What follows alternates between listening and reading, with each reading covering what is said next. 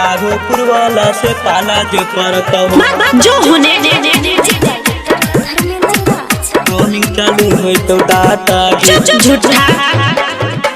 बंगाल से तू अले हछौरी बिहार पूरा बेला साटा गे बंगाल से तू अले हछौरी बिहार पूरा बेला साटा गे जाले के छौरा से पाला जे पड़त हो रोमिंग चालू हो तो डाटा गे कमलपुर के छौरा से पाला जे पड़त हो रोमिंग चालू हो तो डाटा गे छोट छोट कपड़ा पहिरवे गे छौरी बुढ़वा के मन जहुआ गे छोट छोट कपड़ा पहिरवे गे छौरी बुढ़वा के मन जहुआ गे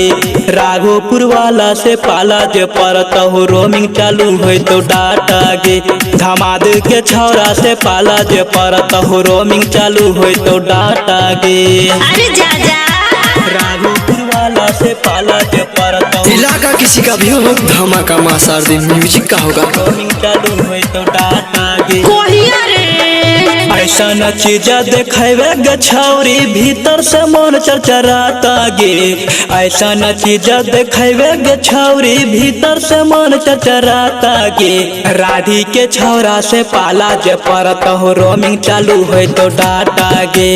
रेवढ़ा के छौरा से पाला जे पड़त हो रोमिंग चालू हो तो डाटा गे पहले गे चुमत हो गोरा गोरा गलिया बहरा में सिक्सर सटाता गे पहले गे चुमत हो गोरा गोरा गलिया नगडी में सिक्सर सटाता गे रेवढ़ा के छौरा से पाला जे पड़त हो रोमिंग चालू हो तो डाटा गे दोहरा के छौरा से पाला जे पड़त हो रोमिंग चालू हो तो डाटा गे राघोपुर वाला से पाला जे पड़त हो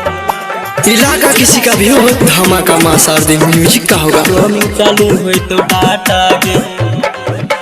चंद्रशेखर सन लालन के सवराज से देखी पछताता गे अमरेंद्र छोटू अंकित राहुलवा शिवनाथ को पछताता गे लाल बच्चन सोनू से पाला जे पड़त हो रोमिंग चालू हो तो डाटा गे जेपीएला राउंडर से पाला जे पड़त हो रोमिंग चालू हो तो डाटा गे मन करे तोहरे से कली शादी यही से दिल घबराता गे